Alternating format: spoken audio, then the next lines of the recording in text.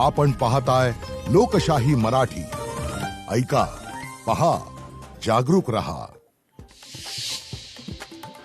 पालखी सोहळा आज पुण्यातून पंढरपूरकडे मार्गस्थ होणार। माऊलींची पालखी आज सासवडला मुक्कामी असणार, तर तुकोबांची पालखी आज लोणी काळभोरला मुक्कामी। माऊलींच्या पालखीचं पुण्याहून सासवडकडे प्रस्थान। माऊलींची पालखी पुण्यातून हडपसरमध्ये दाखल होणार।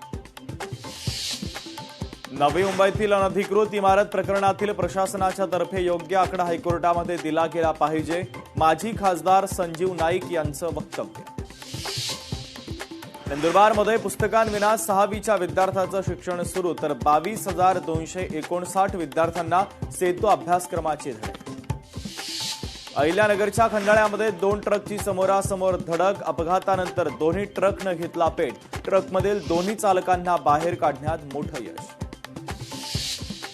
चंद्रपूरमध्ये 3 तरुणांची एटीएस कडून चौकशी सुरू। पाकिस्तानी गँगस्टर शहजाद भट्टीकडून बेरोजगार तरुणांना जाळ्यामध्ये ओढण्याचा कट।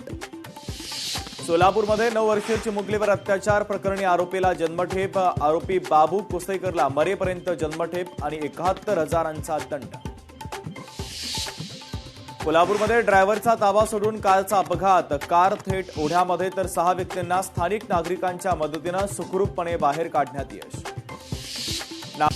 जगबुडी नदीला आलेल्या पुरानंतर पुन्हा मगरींचा वावर वाढला। शहरातील नागरी वस्तीजवळच आलेल्या मगरीचा व्हिडिओ झाला व्हायरल।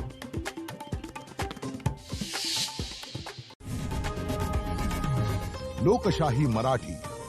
ऐका, पहा, जागरूक रहा।